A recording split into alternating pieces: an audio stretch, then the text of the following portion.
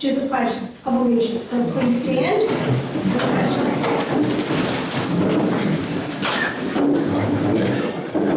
I pledge allegiance to the flag of the United States of America and to the republic for which it stands, one nation, under God, indivisible, with liberty and justice for all.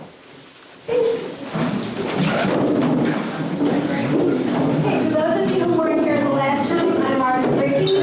I'm the president of the Beauchamp Historical Club. We need to have a little teeny-weeny business meeting before we get started with this evening's program. The last meeting, we voted to make a donation to Purpose Farms. So we made a $300 donation, and I have a very lovely thank you letter from Purpose Farms for the donation. They were very, very excited to receive that. I also have a thank you letter, and you can read that afterwards, from Cindy Kinney, who was our guest speaker at the last meeting. Cindy spoke about her book that she had written, Straight from the Rooster's Beak, Tale of Cobra and Rooster, that she rescued a couple of years ago way out in the country towards Lysander. Poor little thing. He was frozen to a bridge. It was awful, attacked by animals. And these were domestic animals that were abandoned by someone out in the field because they didn't want them anymore. So she wrote a great book. She and her partner found them. Oh, it was wonderful. So she spoke and she sent us a very lovely thank you note for having her here as the guest speaker. Mary, would you like to give us a little financial report? We haven't had a financial report in a long time, but currently, except for the dues I've received tonight, we have $1,813.89 in our account. If anybody has any ideas of things that we can support, we're open to suggestions, and then the membership can vote on it. But we have $1,800 indicating. Steve? I spoke with Bonnie Blake, who's the caretaker sexton for the Lysander Union Cemetery out near Lysander Hamlet. And they're desperately trying to maintain their independence from the town and continue to care for the cemetery. And they've got a balance that's significantly below ours. So if we think that's of historical value and that we're interested, it might be a good choice for a small donation of, I don't know, $100. Okay. Any discussion? I'm sorry, where is the cemetery? Lysander? It's north of Lysander Hamlet on Lamson Road, and it's very historic. It's over 200 years old.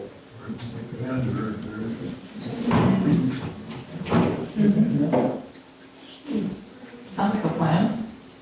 Shall we vote? All in favor? Yes. $100 donation? Good idea.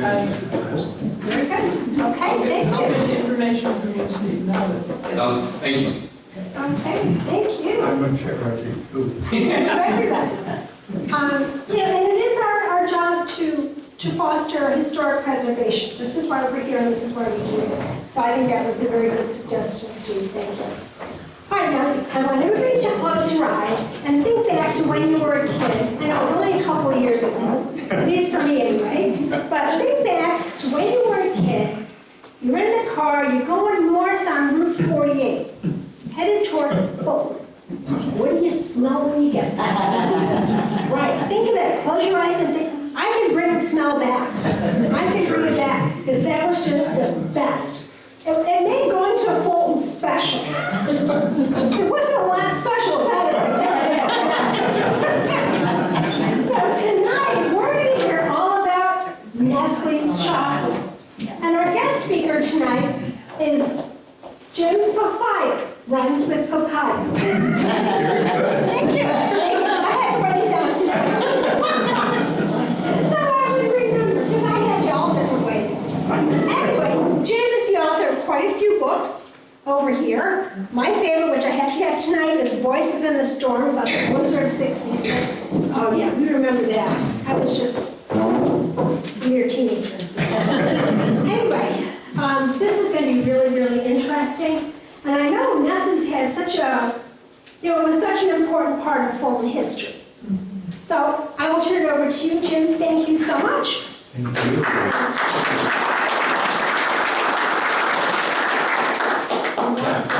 or you? Let's see, I'm good with that. That's probably better for people to see, right? Yeah. All right, thank you so much for having me here. I met Steve at the Clay Historical Society. Cindy is here. I think she's going to speak later. And we had a history connection and invited me. I haven't done the Nestle program in a while because I wrote the book, gosh, 3-4 years ago. And so I haven't done the program in a while, but I rehearsed this morning. I think I'll be all right. And forgive me if I make a few errors. But to start the program, I was wondering if you would sing along with me. Sure. Did you bring Farfel with you? N-E-S-T-L-E-S, Nestle makes the very best chocolate. Wonderful, wonderful. Oh my gosh. You know, how many years ago did we hear that jingle? And it's still up there in our head, preserved, right? The power of TV, right? Anybody want to take a guess? Who sang that song and who's up on the screen there? How can you? Don't pick his name. Farfel, Jerry. Farfel is the dog, Farfel's the dog. and the ventriloquist is, Walter Mitchell? no, Jimmy Nelson. I wouldn't have known that either, but Nestle sold a lot of chocolate with those commercials, and you know, as we all know, Nestle was popular across the world. But as we've already noted, in the city of Fulton, we didn't need commercials to tell us about chocolate because we had that smell in the air. And I grew up outside of Fulton on a country road about 3-4 miles, and then we moved in when I was 11. And there's an east side and a west side of Fulton, as you probably know. I grew up on the west side of Fulton. Nestle was on the east side. And I was so envious of my friends because they were closer to that chocolate smell. But I just had a curiosity, did the wind ever blow this far enough that you could smell it? Oh, yeah, I could smell it in my sander. You could smell it, my son? Not a day when the wind was just right. That's right. Humidity, the humidity in the wind. Yes, yes. Yeah. So one of the things that, I'm sorry, what's your first name? Martha. Martha mentioned the Blizzard of '66 book. I wrote that book, and I wanted to talk about a man who I remember from a Oswego radio show, Bob Sykes. Does that name ring a bell with anybody? He was a meteorologist. Bob taught at SUNY Oswego, and he taught his students that when the wind came from the southwest, he called it a chocolate wind. It would hit Oswego and you could smell it. So anyway, I'm going to tell you the story of how Nestle came to Fulton, New York. Okay. So we got to go back quite a ways. This is a sketch, a drawing of what was the city of Fulton, or what became the city of Fulton. Fulton was 2 townships until 1902. On the east side was the town of Fulton. On the west side was Oswego Falls. But no matter where you were in Fulton, that Oswego River powered many of the factories that were in that community. So this is where we start the story. But we have to go back a little farther, and we also have to jump the ocean to Switzerland. And this is Henry Nestle. Henry Nestle was a chemist and a pharmacist. He wasn't born in Switzerland, but was raised there. And in the mid to late 1800s, as a chemist, Henry Nestle was trying to create a formula, an infant formula. Because in Europe during the 1800s, there was a terrible pandemic, we might call it, going on, where infants were dying. 1 in 5 infants did not reach 1 year of age because of just poor nutrition.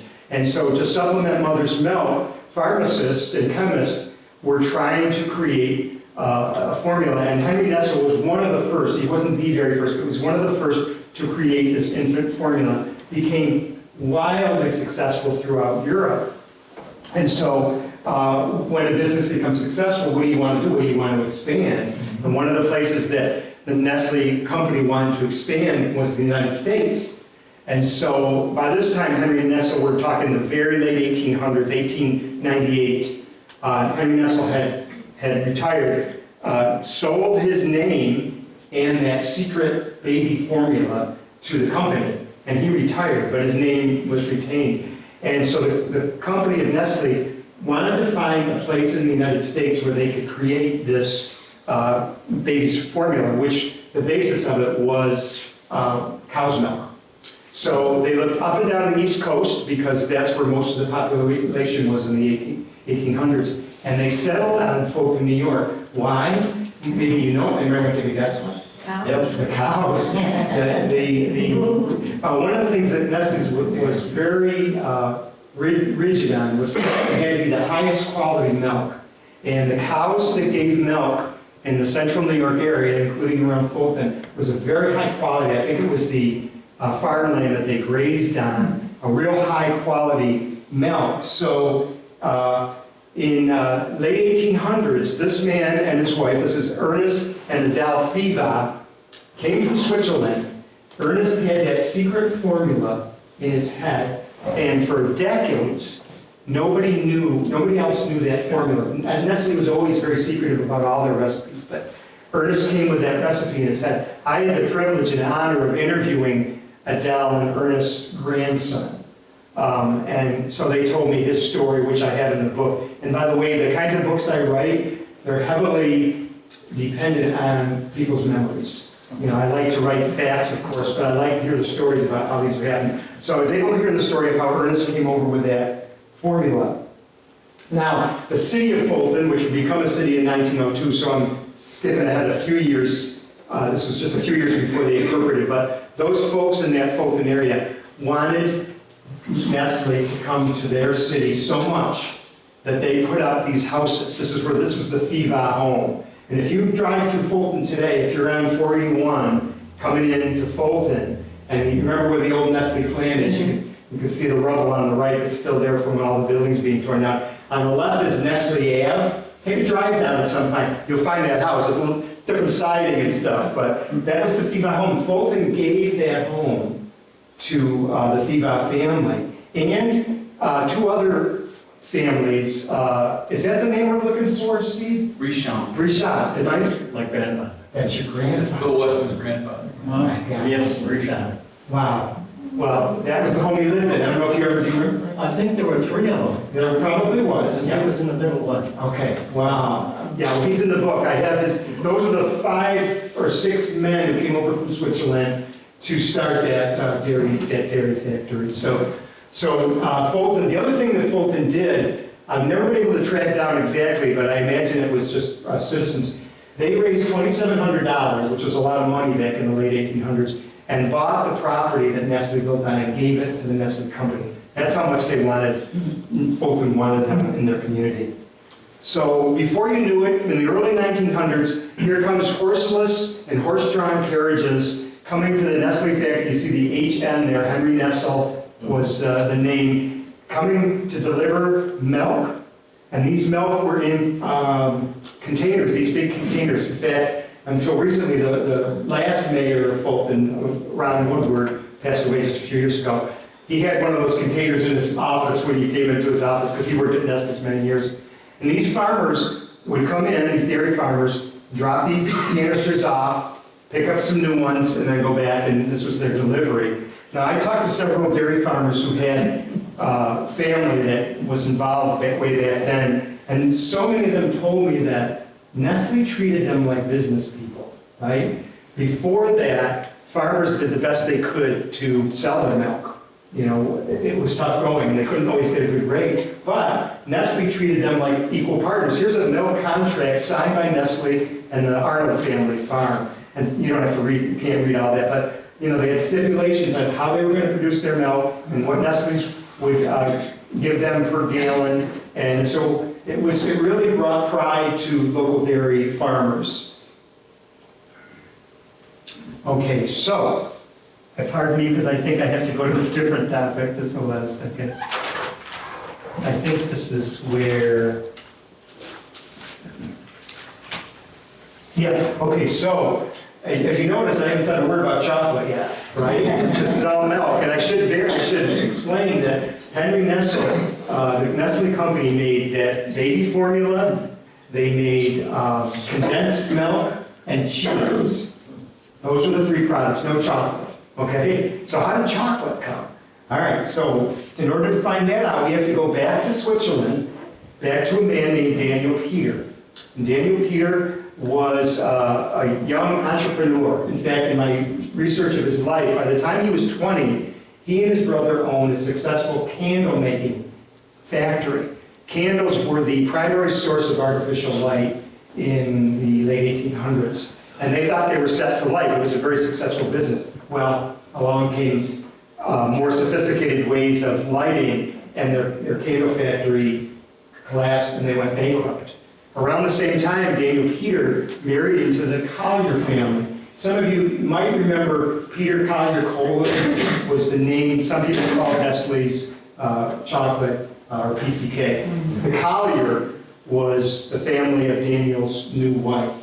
So he said to his father-in-law made chocolate, he asked if he could join the candy or the chocolate making business.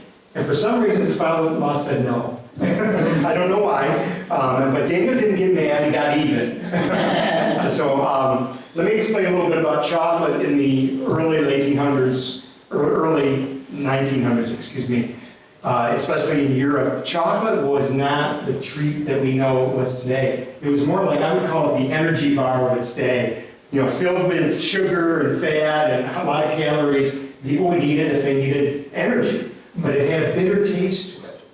And so companies were trying to figure out a way to make that chocolate more palatable, more attractive to children. So the next part of the story I'm going to tell you, I've never been able to verify in my research. But it's such a good story, and I believe it could be true, but I just want you to know that I didn't verify. This part is true. Daniel and Peter lived next door to Henry Nestle. They were neighbors. And as the story goes, Daniel Peter was trying to figure out, what can I add to my chocolate to make it more palatable? And Daniel Peter said, allegedly, why don't you add my milk to your chocolate? That's exactly what he did. Daniel Peter created the original sweet milk chocolate bar. And it was, as you can imagine, it was a rage throughout Europe because, you know, sweet, good chocolate flavor, but then that milk kind of gave it that sort of soft, fuller taste. So again, when you have a successful business, what do you want to do? You want to expand. Peter's chocolate wanted to come to the United States. What better place to build a milk chocolate factory than next door to a milk factory in Fulton, New York? And that's exactly what happened. And I don't know how well you can see that, those two buildings, but on the right, Nestle Food, and on the left, Peter's Milk Chocolate. So starting in 1906, the city of Fulton became the first manufacturer of milk chocolate in the United States. Okay, it was the first Peter's and eventually Nestle factory in the United States. These, one of the things when I did my research, by the time, of course, I wrote the book, the company had closed and the factory was shut down. But somebody wisely digitalized all the photos and documents, and they gave me access to that for this book. So this is apparently the first time milk chocolate was made in the United States. It's 1906, and this is in the Peter's Chocolate Factory. Okay, so now, one of the things, I enjoyed writing this book so much, but one of the things I really enjoyed was learning how chocolate was made. And so I have a chapter in the book that's called From Cocoa Bean to Chocolate Bar. And I'm going to really quickly go through that with you now because to me it's a fascinating study. So we started in the tropics where the cocoa tree, I don't know if I'm saying that exactly right, grew these cocoa beans. And that shell inside that shell was 40 to 50 cocoa beans. Those were harvested from the tree and cracked open and then left to dry in the tropics. And then they were put on ship. And they were sent to the United States in these huge bags. Now we're in America. And by the way, when they first started shipping those cocoa beans to the factory in Fulton, the harbors were in New York and New Jersey, but by the 1940s, it had come to Oswego, New York, so those ships were coming into the Oswego Harbor. And I talked to, well, it was the mayor, I talked about, his first job was unloading those bags of beans from the ship. And he told me that there was, so many bags of beans on that ship, you'd unload and after a couple hours, you could see that ship rise right up out of the water. That's how much weight was on those ships. So, by the way, now that's about a 200-pound bag of cocoa beans. Now, mostly cocoa beans, but a few things got snuck in there. Anybody want to take a guess what else was in there? Snakes. Yeah, snakes, yeah. Yeah, what else does somebody say? Spiders. Spiders, spiders and snakes, ants, rocks, plants. A couple of more interesting one, I gotta write, let me see. A petrified monkey. But the best story I heard was, Nestle ran 3 shifts. And so the night shift, it's dark, right? So from this point, somebody brings that bag to the conveyor line, cuts that bag open, and the beans come out. So the guy that's cutting the bag opens, and he takes off and runs out of the factory. Runs like 3 blocks away, they have to find him. So they bring him back. He thought he had seen a shrunken head. But it was a coconut, which on his rear end. So they transferred him to a different shift so that he could come. Okay, oh shoot. Sorry. There are 3 main ingredients in a chocolate bar. We've already talked about 2 of them, the cocoa bean and milk. And the third is sugar. Lots of sugar, and that's the picture I was just showing you. These are the famous sugar silos in Fulton. Now, if you drove through Fulton, going past the factory, you never would have seen these silos because they were inside the interior of that huge factory complex. But these were huge silos, and just even the study of them, I want to tell you, each of those held 1.8 million pounds of sugar. And when I do figures like that in my books, I want to give the reader some perspective. What's 1.8 million pounds of sugar? Well, that's enough sugar to sweeten 78 million cups of coffee. So that's a lot of sugar. And people rarely went into those silos. If they ever had to go in, they were harnessed up, they had to wear an oxygen mask, and they were lowered down like if something fell in there that shouldn't have been there, or that sort of thing. So pretty mysterious place. Okay, so let's go back on that tour. So those beans that are dried from the tropics are brought in, and then they're roasted in these huge roasters. Now you can see that's a full-size adult there. That's the opening, and then the roaster goes about 20 feet back, and that rotates, and that roasts the beans. Now Nestle roasted the beans in the shell. Okay, the beans, each bean had a shell, kind of like a peanut shell. And they did that because they believed that helped the cocoa bean retain its chocolate cocoa flavor, almost like a coffee bean, right? So, and so from there, after they were roasted, oh, by the way, in the early days, those roasters had an actual fire underneath it, so that somebody had to maintain that fire. Okay, so what you're seeing here is a series of storage bins, and if you were close enough, you see there are different numbers and letters. That's because Nestle grew and purchased over 24 varieties of cocoa beans, because each chocolate bar had a specific cocoa bean that it would, or a combination of different types of cocoa beans to make their unique formulas. So what you're seeing there, this person is moving this machine up and down and taking so much out of each for whatever they're making. Okay, so next, they go to what are called the, sorry, it's been a while, liquor and press, this is called, and you can imagine those huge discs that are going to crush those cocoa beans, crush them so hard so that it becomes 2 byproducts. One is a liquid, we call it chocolate liquor, and people told me you wouldn't want to taste it because it was very, very bitter. And then there was something called kibble, which was like a granular sand. And that was put aside. Oh, I got to tell you one other thing, but before that was put aside, and we'll talk about later, because one thing I learned about Nestle, they never wasted anything. So that was considered sort of a byproduct, that kibble. They found a way to use it. Let me go back to the cocoa beans. So the shells, once they shelled those, once they were roasted, they didn't throw the shells away. Anybody want to take a guess what they used them for? Fuel. Fuel? Fuel. No, it's a good idea, but not that I know of. Mulch. Mulch, yes. Did you know that, or you? No, You knew it. So it was for your gardens. They used to either sell it or the employees could take it home. So smell good. yeah, imagine your gardens after rain, you can smell like chocolate. So Nestle never wasted anything. So that chocolate liquor comes out of this department. They add the milk and the sugar to it, and then it goes through the refining process, and that's these conveyors that would wind that chocolate mixture over and over again. Now, most chocolate companies go from this step to molding the chocolate and then wrapping the bars, but not Nestle. Nestle had an additional step, which I believe made it the superior chocolate that it was, and that was called the conching machine.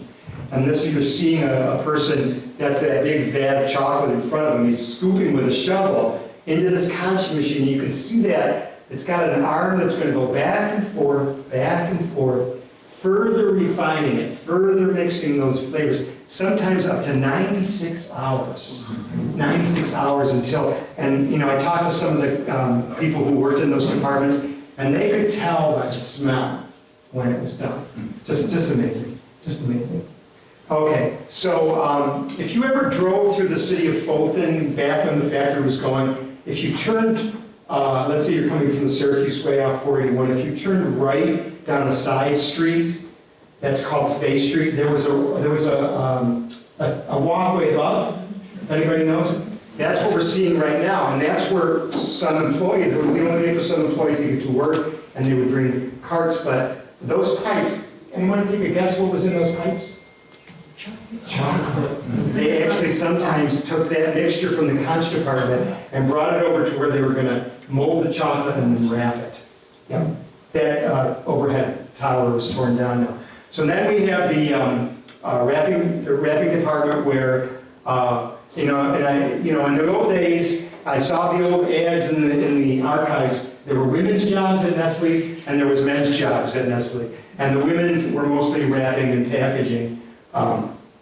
And so that happened, and so I want to talk about a couple of other specialties that were done. Now, if you can see the man on the right, that's a chocolate bar he's opening.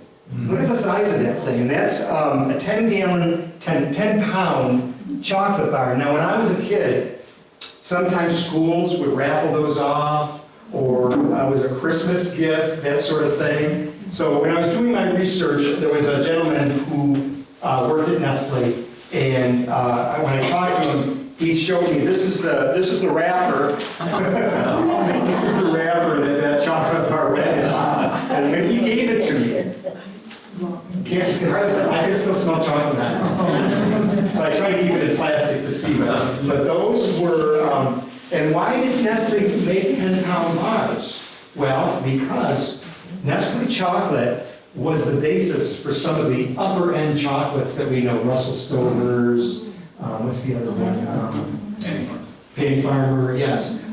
Those were the basis of their chocolate is Nestle chocolate. They would add their own preservatives, or not preservatives, additives and flavorings, but it was mostly. And then also ice cream shops would melt that for their hot fudge sundaes and things like that. But boy, you get one of those, and people tell me when you bought one of those bars and brought it home, you weren't going to slice it with a knife. You needed a hammer and chisel. Yeah, and of course, Nestle Toll House morsels. Those were made. The system used to make the morsels, just incredible science went into that. So people describe that to me, that you could see the morsels falling into the canister. That was like a rainbow of morsels. So in its time, so Nestle made chocolate there from 1906 to 2003, so almost 100 years. And in that time, they produced a lot of products. And I just wanted anybody to take a guess. How many different products would you think Nestle might have made? Let's take a guess. 300. Who said that? Me. Exactly right. How did you know that? You would have came. What did he say? You get 300 in the Nestle Crunch Bar. 300, give or take a few, but 300. Now, I want to clarify a couple of things, because when I did that research, it was like, but there were varieties of Nestle Crunch, there's a variety of Toll House morsels, each of those would have been different, but still, 300. And, there were, by this time, by the mid-50s, there were Nestle companies all over the United States and all over the world. But those inventions, those different candy bars were invented right in Fulton. at a special laboratory called West Rico. And here we have a picture of that. It was like a science lab. I talked to, I was talking about this earlier. I interviewed a couple of people who worked to develop those products. In fact, one of the jobs in there was the taste tester. Can you imagine? What a great job, right? You show up for work in the morning and you eat chocolate all day. So and these were scientific discoveries, they developed all these different products. So what I did for the book, because I wasn't going to cover 300 books, I wasn't going to cover 300 products in the book. I chose 3 that I thought were very familiar with people, and I tell the story of how they were created. So I'm going to share some of that with you now. So I already showed you, we're going to talk about the Toll House cookie. Now, Nestle and Fulton was not responsible, they did not invent the chocolate chip cookie, but they really furthered the advance of people's love of chocolate chip cookies. And here's the story. There was a woman in the Connecticut area, this is in the 1930s, she and her husband owned the Toll House Inn. And it was actually a toll house for people to cross a bridge in the Connecticut area. Her name was Ruth Wakefield. And Ruth was the baker. They cooked meals for these people that stayed there, and she made these great desserts. And as the story goes, she was going to make a buttermilk scotch, or I've forgotten the exact name. I guess it's not real important, but it wasn't a chocolate chip cookie. It was like a butternut sweet cookie. But it called for baker's chocolate, and she'd run out of baker's chocolate. But in the cupboard, she had a stick or a bar of semi-sweet chocolate. So Ruth, being the innovative cook that she was, she broke that up into pieces, put it in the batter, thinking that it would melt like baker's chocolate and it would become, uniform with the rest of it. But those chocolate chunks didn't melt. They stayed in there, and people went nuts for this chocolate. So she started giving the recipe out to folks in the Connecticut area. Well, all of a sudden, Nestle Company sees a spike in sales in semi-sweet chocolate bars in the Connecticut area. So Nestle, being the Nestle, they went to find out, and they met Ruth Wakefield. And they made an agreement they were going to make an agreement so they could use her ingredients. And you tell me who got the better part of the deal. Ruth Wakefield got a lifetime supply of Toll House chocolate morsels. And Nestle got to print her recipe on the back of every bag. I think Nestle got the better part of it, don't you think? So, and so it went on to become probably still in the top 10 of everybody's favorite cookie, right? And so the story of so imagine those semi-sweet chocolate bars were it was a solid bar. In the early years, Nestle put a little plastic knife in there that people could cut it up to make those little morsels, and then they finally developed the morsel. Okay, so that was, let me give you the right year on that. I apologize because it's been a while. That was 1938. 1938 was a big year for Nestle because that was also the year the Nestle Crunch Bar was created. Is that Jim? Yes. Hi, so you're here. Good to see you. Okay, so how the Nestle Bar got created. So one of the families, the Michaud family, and if you are from the Fulton area, you might remember the Michaud nursing home. That's the same family. Andrew Michaud came from Switzerland to help make chocolate. So the story goes that he brought, this is one thing that when you work at, one of the perks of Nestle's, broken pieces of chocolate, you could bring home. And he would bring them home and he'd do experiments with them. And one time he heated some chocolate up and threw in some Rice Krispies. And then cooled it off and made this tasty bar. So he brought it back to Nestle. Everybody went wild over it. And the folks in the laboratory said, we've got to figure out a way to do this. And so they created, which again is a big favorite of folks. Said, look, doesn't it make you just want to grab that and eat that bar?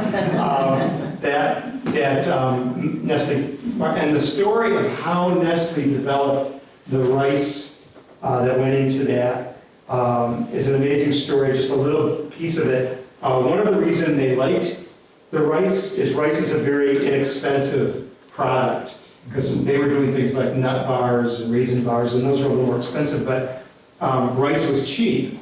But they had to figure out a way to crisp it, other than going to buy all the Rice Krispies off the shelf in the grocery store. They created a way, they almost packed it like popping corn, and that's how they made that chocolate, the Crunch Bar. Now, one thing I tell you is a sad story. When Nestle closed in Fulton, all the crisp rice that made the Crunch Bars throughout the United States was made in the Fulton factory. When that factory closed, that rice production stopped. And now, if you buy a Crunch Bar now, I don't know if anybody's a chocolate connoisseur and remembers the old Crunch Bar. The new ones don't taste anything like it. I apologize if you're naming Crunch Bars. Those are 60 or 70 years old. But now it's made with a powdered rice, so it's very different, much unfortunately. Okay, so the third product I want to talk about, remember when I was talking about liquor and press in the day, the chocolate liquor, and then that kibble was the byproduct. It was granular, sandy, and at first Nestle thought it was just waste. They would take it to the dump, but it had a tiny bit of that chocolate flavor in it. And Nestle had been working for years trying to develop a hot beverage that would compete with coffee and tea. And this was an early version of it. They called it Ever-Ready Sweet Milk Cocoa. But they wanted something that could be used in cold milk. So they worked again, and I talked to a couple of the laboratory folks that were on that job back in the 1940s. This was, let's see, Nestle Quick was 1948. By the time, from 1933 to 1948, they tested, and they kept getting lumpy, you mix it in with the milk and it would just sit there at the bottom, and they had to figure out a way. But eventually, they created what we all know of as the Nestle Quick. You pop that lid off and you put the spoon in it, it probably got in your mouth before it got to the milk, because it was so darn good. But within a year of them creating that product, it was the most popular milk additive and remained that way for many, many years. And by the way, they created a strawberry version of this. Remember Strawberry Quick? Yeah. And that was one of the only two products that didn't have chocolate in it that we made in the Fulton factory. Anybody want to guess what the other one was? What's that? Baby formula. No, well, thank you. I forgot to say, by 1930, the baby formula would move to Ohio because the chocolate production got so big it overtook the factory. No, Nestle, iced tea. That was the only non-chocolate besides that. So I want to talk about a really important part of Nestle's history, and that was during World War II. I found people where Nestle was commissioned by the United States government to create a ration bar that would keep soldiers alive during the war. And again, the story almost chokes me up thinking about how those workers created this ration bar. It couldn't just be, you wouldn't just take a chocolate wrapper on and put a ration bar on it. They had to fortify it, because when those fighters were in the depths of the war and there was no hot meals, they would get 3 of these a day. That was their meal. And so it had to sustain life for at least a short amount of time. Nestle created the formula that created those ration bars, and then they say they shared that with Hershey and some of the other chocolate making, so that millions of these bars could be made for the soldiers. And speaking of soldiers, I saw a lot of ads in the paper to keep that factory open.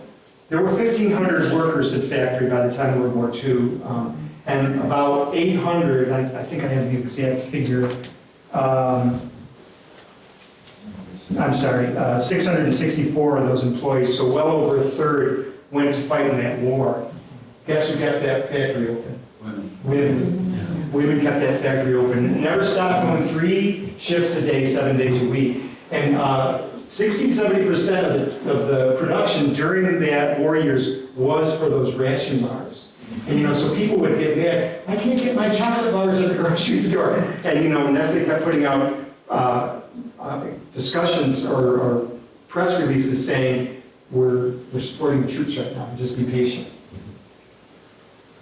So in its heyday, which we're talking the 50s, 60s, early 70s, Nestle made a lot of chocolate. And again, I'm going to ask you, maybe you'll get this one right too.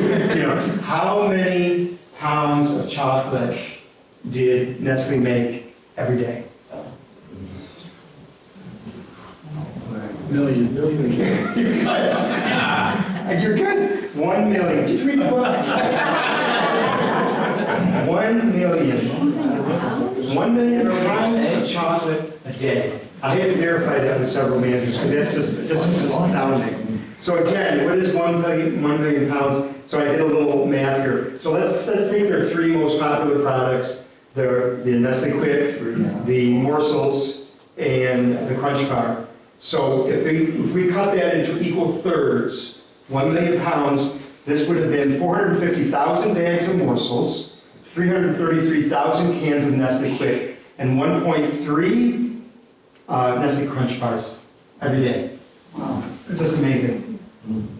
So what I want to do now really quickly, that factory grew tremendously in the 100 years that it was here. And I want to show you with some graphics how it grew. So imagine 481, you're right, that little dotted line on the bottom left. And that original factory that I showed you the picture of, that's what we started with. And you're going to see every decade, you'll see a different color pop up.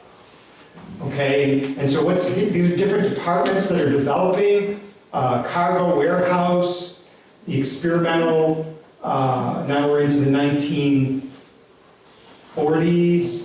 There's, you see that walkway over Face Street in the building 30? That's where the production of the wrapping and packaging happened. Now look down in the brown, you see those 2 circles? That's the silos, that's the sugar silos, right? We're into the it's a little blurry to me, because I can't. No, it's not going to do. I think that's the 1960s. Yeah, 1960s. No, that's the 60s. That has been the 50s. And then in the 1970s, that was a big warehouse. You see the number 70. And then finally, in 1991, that dark blue, that was going to modernize chocolate making. All the production of chocolate was going to be made in that one section. And so what was happening at that time was, think about those buildings. Some of those were built as early as 1900. Those were old buildings. And Nestle production, I mean, you gotta send chocolate all the way across the street to get molded and then packaged. It wasn't efficient. So that new building, that dark blue, was supposed to revolutionize chocolate making in Fulton.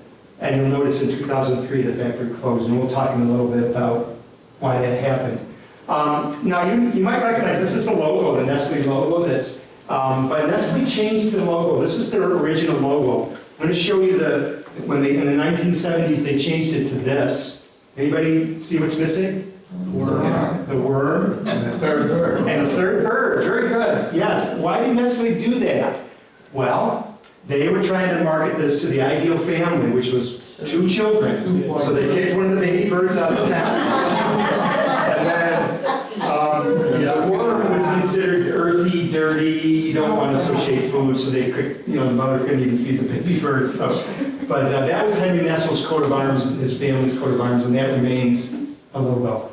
One of the highlights, if you ever worked at Nestle, was their store, their company store. And you could buy, if you were an employee there, you could buy cartons at greatly reduced prices. And I did talk to some people, when the factory closed in 2003, they bought like several cartons of the Toll House morsels, and the woman said she still had a few bags of those morsels in her freezer. Unbelievable. She knows how to save things, but. And also, Nestle did chocolate tours. Anybody ever go on the tour of Nestle? Did you? Yeah. So I did when I was a Cub Scout, I remember, and the greatest thing at the end, you get a little bag of chocolate. And I mean, that was the best part of the tour. But one of the things that somebody told me that I can't believe, well, I can believe, but it's just unbelievable to me. So when they really did those tours, they went through by all those machines, and they went by the morsel making machine. And remember how those morsels came off into that? And from what this kid told me, when he was an adult, but when he was a kid, they used to let them scoop their hand right into that and just take some morsels. So probably the health department wouldn't like that today. So, Nestle was so good to the community. This is one of the parades in Fulton, and the employees would dress up like chocolate bars, but they gave literally millions of dollars to the city over the years for different, they were very much a part of the city. But there was nothing more special than a Nestle Christmas. And that's because, now remember, in its heyday, and I misquoted, I apologize, 1,700 was the top number of employees, that Nestle threw a party for every family at Christmas. And each child got a toy, and I mean a nice toy, not like a little, whatever. And these are dolls and trucks for free. It was a gift they gave. Now, you figure 1,700 employees, some families had 5 or 6 kids. That's a lot of gifts. The other thing some of you might remember, do you remember the chocolate boxes? Anybody remember? Nestle gave their employees, it was a nice sized chocolate box with a variety of products in it. And some people told me they waited till Christmas Eve and they opened it up as like a special gift that you could buy them at the company store and give them out as gifts and stuff. The other thing that Nestle did was something called the Quarter Century Club. When you'd worked there for 25 years, you got wined and dined. And I mean wined and dined because here's the Hotel Syracuse, rented by Nestle, and a free meal for the employee and the spouse, and all provided by Nestle with other, and then with each 5 years after that, other gifts and other souvenirs were given out. And now, all through my interview, almost everybody I interviewed said it felt like a family working there. And I said to myself, 1,700 employees, how can that feel like a family? Well, here's why. This is the motto, where reigns the family spirit, there reigns happiness. That was the Nestle motto from the 1950s. And I think that idea came from Switzerland, it came from Europe, that everybody was treated like family, and that's how it felt to all these employees. Here's an example. Not only did it feel like family, families worked there. This was the Hayden family. This is only a partial picture. There were up to 8 or 9 people from the same family that worked there. And this is many of the programs that were developed by employees together. On the far left is Charles Zazeski. He was the plant manager that ran the whole plant. People told me that he walked the plant every day. It was about 1.5 miles to walk that plant every day. Just said hi to everybody. At the holidays, he'd shake everybody's hand. I mean, that's sort of that family feeling. So, I didn't take this picture. This picture was taken by an employee, former employee. This was when those buildings were being torn down. So I lived in Fulton most of my life, never worked there, none of my family ever worked there, but when I saw those buildings being knocked down, I got emotional. Like, I saw there's history in those bricks falling down there. We need to get this history. And that was my motivation to write the book. So there's the book, and a couple of interesting things. This was the first book that I didn't self-publish. I self-published my first books, but this was done by the History Press. And I wanted to call the book How Sweet It Was, Nestle in Fulton, New York. You see how they reversed it so they could get that Nestle? They know how to sell books, right? They got that Nestle logo up there. So let's see. I think I'm just about done. I want to make sure I'm not. Well, let me end with a little story here that, two of those stories. One is I interviewed a woman who, she was an adult, but she said when she worked summers at Nestle, and she went away to college, she made some friends, and she brought the friends home for a weekend visit or whatever. And when the friends got out of the car, they said, I can smell chocolate. She goes, yeah, this is where I live. And she said, all of a sudden it hit her. It doesn't smell like chocolate everywhere in the world. It seems unbelievable. When you're born and raised here, it's all you know, right? So, and it's also true when people moved in. So this is a story that a woman told me. Bill and Pauline Rasbeck moved to Fulton in 1981. Bill was going to be the new superintendent for the Fulton schools. And Pauline learned about the citywide Nestle chocolate smell all on her own. Nobody had told her about it. A few months before they moved in, on a muggy July day, Bill was at the school district's office, and Pauline was getting their new home ready for the Rasbeck family. I had the windows open, Pauline remembered, and the most delicious smell of chocolate drifted in I wasn't exactly sure what was going on, but after smelling it for a few hours, I called Bill at work. On your way home, I told him, pick me up a hot fudge sundae. So those are the kinds of memories that get made in the city of Fulton. So I want to thank you for being a great audience. Thank you.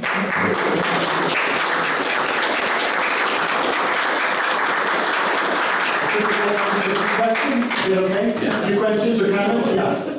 My uncle was a foreman on the packaging line, and they made a kosher chocolate. Yes.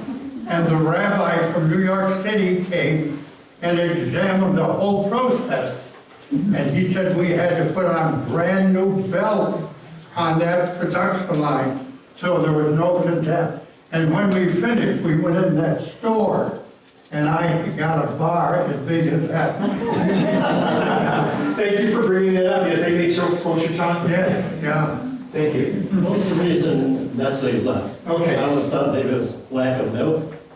No. No, they could have it trucked in. Sure, yeah, actually, in the latter years, they did truck milk all the way from Pennsylvania, yeah. No, I'm gonna give you my opinion of why they closed. I think there's controversy, we'll say, and there's certainly disagreement. You know, my father, when they closed in 2003, he said to my mother, we're never bringing another Nestle product. And people were really mad, because we lost a lot of jobs. But so let me just, I want to defend Nestle, but remember I told you, some of those buildings were over 100 years old. They were not conducive to modern manufacturing. So Nestle really did a study. In fact, I talked to one of the supervisors who said Nestle wanted them to cut production costs by 40% in order to make it feasible to stay. 40% is a lot. You have to lay off people to do that. And they just couldn't do it. But a couple of reasons why. So one is the old there were more modern factories. By the way, I forgot to mention, for decades, the Fulton factory was the biggest Nestle factory in the world.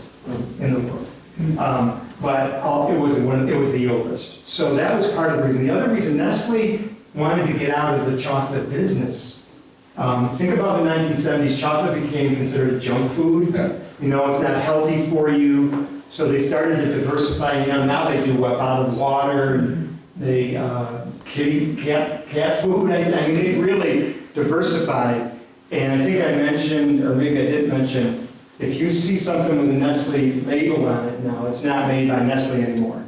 Nestle sold their label and their ingredients, their recipes to other candy. I think Italy's the main place where Nestle's products are made. Nestle's really out of the chocolate business because they saw that it was a business that wasn't going to be able to sustain itself.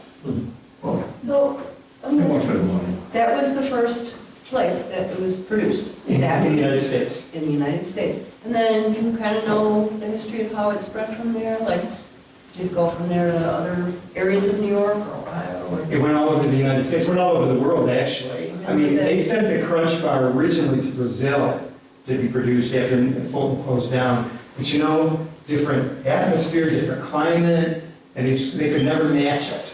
But I think it's in the book, I apologize because it's been a while. I think there were about a dozen Nestle factories throughout the United States, all over. And a lot of them are clustered in the middle states. So, pardon me? You know, dairy routines usually. I'm sorry, say it one more time. Dairy. Dairy. Yeah. Where they're dairy, Wisconsin was probably, Yeah. cows, yeah. No, there was still plenty of milk here. That wasn't. So I think it was a business decision, let's say that. And unfortunately, people get hurt when business decisions are made. Were they making chocolate in Switzerland before they came over? Well, Peters was. Yeah. Peters was, yeah. Nestle's. I don't know if Nestle ever made chocolate in Europe, to be honest with you, because it really was, when they came here, it was Peters, and then eventually Nestle took it over. So I don't know if Nestle in Europe ever made chocolate. Do you know what year they changed the name to Nestle? Because I noticed some of the packaging was Peters. Yeah, good. That was a gradual. 1940s, 1950s, less Peters and more Nestle. Yes, Jim? You were going to touch on the use they found for the kibble. Yeah, I guess I didn't go over that very well. That is in the Nestle Quick. That became part of that granular Nestle Quick. Yeah. Well, to, you have books on Yes. other topics, and I know you're Yeah. gonna do another presentation with us. Yeah, I'll be back in February or March? March. So I have a brand new book out. So I'm in 1950, in 2015, I wrote a book about the blizzard of 66. And that was a huge storm here in central New York. And so that became a very successful book. And so I did a sequel, and actually, Jim, you're in the sequel, because I did a book that's called Historic Snowstorms in Central New York. And that covers major snowstorms all the way back to the late 1700s in central New York. And I do have a chapter of more Blizzard of 66 stories. That's where you're in there, Jim, because people kept telling me great stories about Blizzard of 66. I also wrote a book about the mug farms of Oswego County. I don't know if people know what the mug farms are, but I had two uncles who were mug farmers, so I did research on that. And the search and rescue team, Oswego County Search and Rescue Team, which was the first professional search and rescue team in New York State. I wrote their history. So those books are over there. They're either $15 or $20. That includes sales tax. And you're more than welcome if you like one. And a couple other things I want to tell you. I also write poetry. And, excuse me, ma'am. During the pandemic, I was trying to figure out ways to stay connected to people when we were all isolated. And I used to take writing classes, and I took a class called Postcard Poetry. And the idea is to write a poem that fits on a postcard. And so I got a grant from CNY Artists out of Syracuse to buy the postcards and the stamps. And I send out once a month to people an uplifting poem. It's always going to be positive. And if you would like to be on that, get a free poem once a month, you can just sign up here. And then Cindy, do you want to say anything? Jim will be speaking Saturday for the Clay Historical Association, which I'm a part of, and he's going to do historic snowstorms. Yeah. It's 1 to 3. We are 4939 State Route 31 in Clay. All right, well, I want to thank you again, Steve, thanks for having me. Thank you. Thank you.